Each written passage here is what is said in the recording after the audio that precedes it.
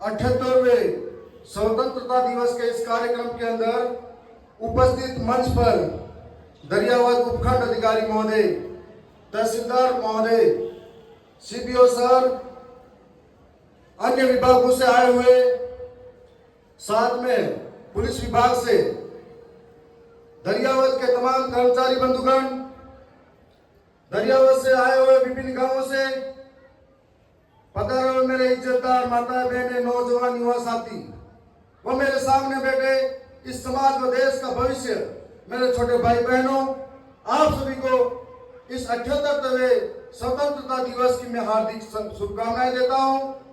साथ ही आज का दिन यहां पर पत्रकार बंधु और पुलिस प्रशासन के जो जवान आए हैं उनको भी मैं बधाई देता हूं। आज का दिन हम सब के लिए कई मायनों में महत्वपूर्ण रहता है। इस दिन के लिए या इस आजादी के लिए हमारे कई वीर जवान शहीद हुए थे। लगभग 200 वर्ष की औपनिवेशिक गुलामी के बाद में कई लोगों ने प्राणों की आहुतियां दी थी।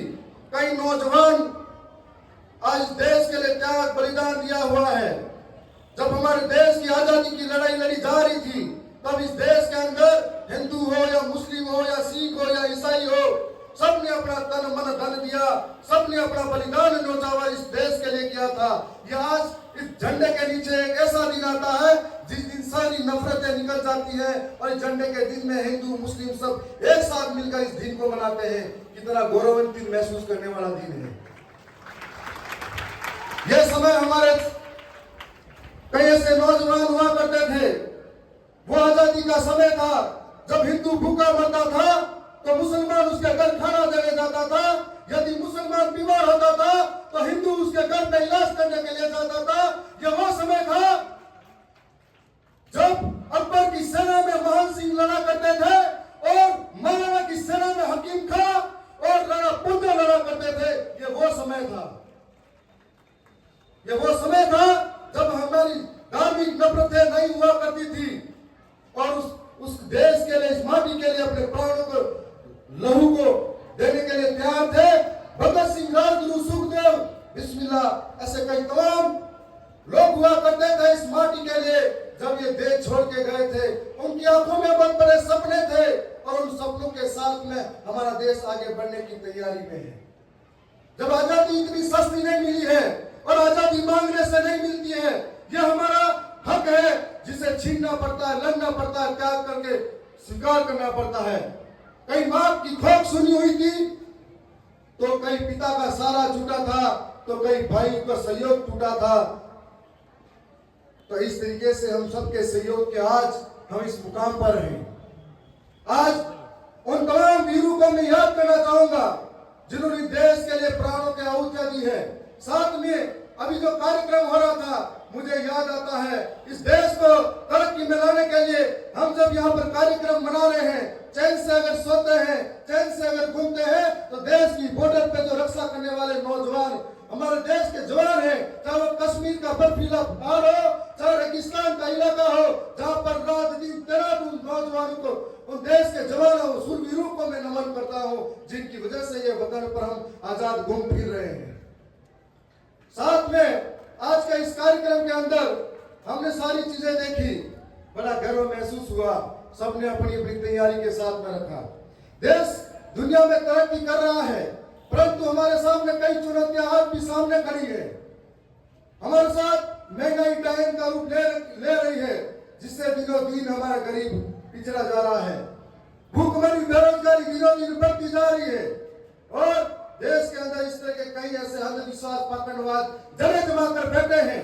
भ्रष्टाचार हमारी नस नस में विराजमान हो चुका है। भ्रष्टाचार जैसे हर आदमी वही आदमी ईमानदार होता जा रहा है जिसको बेईमानी का मौका नहीं मिल रहा है। हम आज यहाँ सब खड़े हैं, एक दिन फेसबुक, सोशल मीडिया, इंस्टाग्राम पर सब तिरंगा और सब उसको पूरा रंग देंगे, लेकिन कल देशभक्ति मरने लगती है जब हमारी जेबों में भ्रष्टाचार भर जाता है।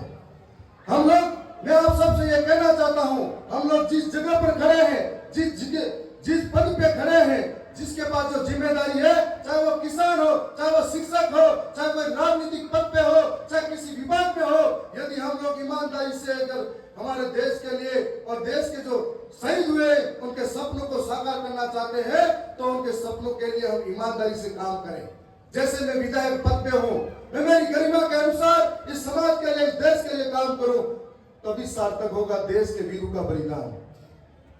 और यह प्रयास जिन देश के वीरों ने छोड़ के हमारे लिए गए थे, हम सब मिलकर इसको आगे बढ़ा सकते हैं। हम सब मिलकर प्रयास करेंगे तो इस देश को उन्नति में कभी रुकावट नहीं आएगी। सरकारें आज पूरे भारत के अंदर बड़े गर्व महसूस होता है जब हर घर घर तिरंगा पहुंचता है।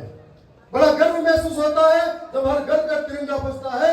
लेकिन साथ में एक दो नारे और बोलने चाहिए, हर घर रोटी, हर घर मकान, हर घर शिक्षा, हर घर रोजगार भी होना चाहिए, ताकि हमारे देश के अंदर कोई भूखा नहीं रहे। आज कितनी खुशी होती है ये सब देखकर। मैं यहाँ जो तमाम नौजवान बैठे हैं, यहाँ पर ट्राइबल बेल्ट के अंदर जितने भी लोग हैं, मैं उनसे कहना चाहता हूं कि शिक्षा की ओर लौटो और जागरूक हो। हम लोग दिन में 1000 चीजें देखते हैं लेकिन अपन समझते नहीं है कि हमारे लिए क्या उपयोगी होगी।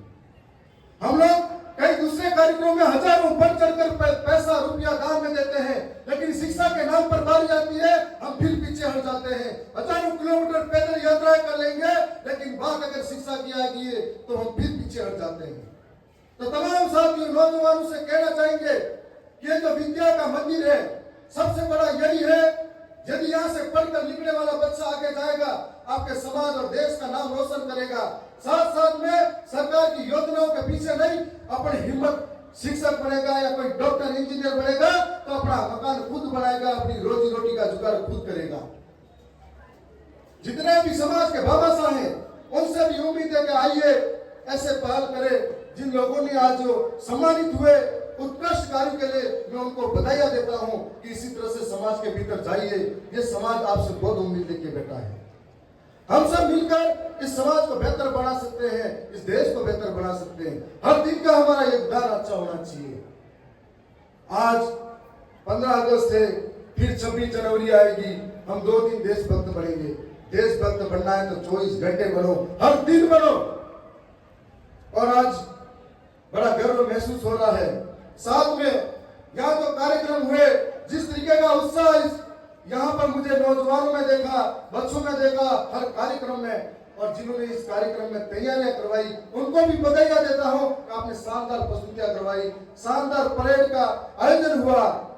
एक खेद मेरे मन में आ गया कि 80% ट्राइबल बेल्ट के अंदर एक भी ट्राइबल कल्चर का कोई सॉन्ग नहीं दिखा। ये थोड़ा सा मेरे अंदर आ गया था। मैं उम्मीद करता हूं कि अगली बार वो भी चीजें आए तो बेहतर लगेगा।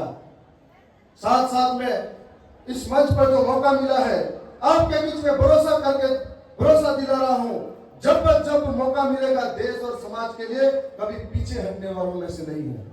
मुझे याद है कि हमारे समाज के, देश के कई वीर थे, जब भगत सिंह, सुखदेव, राजगुरु, मां बिरसा मुंडा जैसे कई ऐसे अनाम स्वतंत्रता सेनानियों का नाम आता है जिन्होंने जवानी में इस देश के लिए कुर्बानी दी थी। और मुझे राजस्थान विधानसभा की जनता ने, गरियावत की जनता ने राजस्थान विधानसभा में सबसे कम उम्र का नौजवान बनाकर भेजा है।